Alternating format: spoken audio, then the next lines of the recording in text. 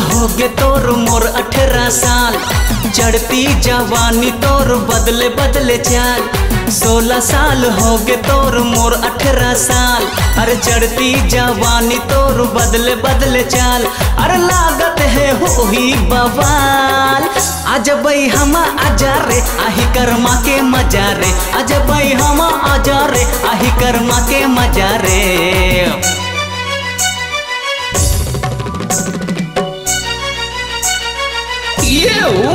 ले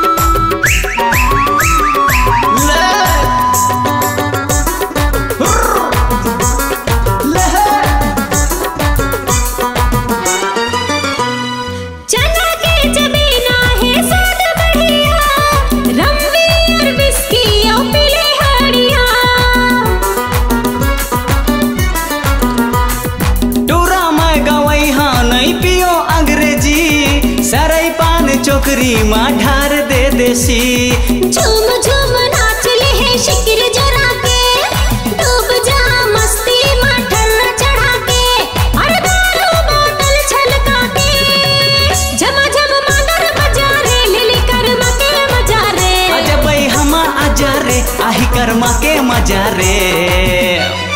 ले जस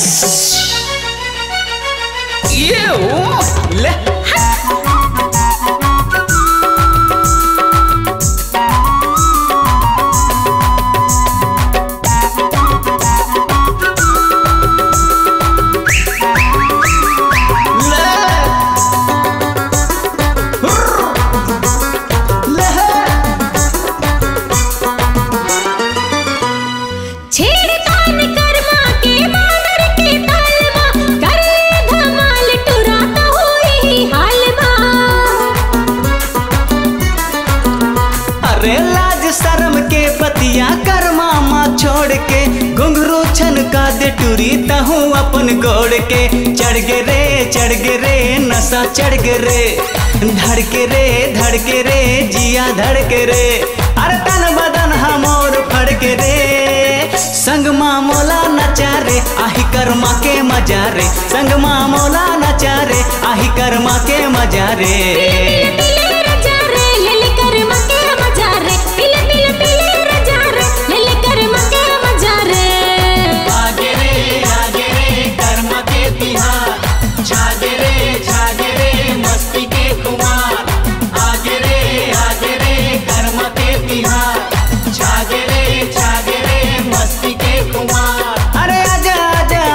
जानी मोर आज भाई हम आजा रे आही कर्मा के मजा रे। आज भाई हम आजा रे आही कर्मा के मजा रे।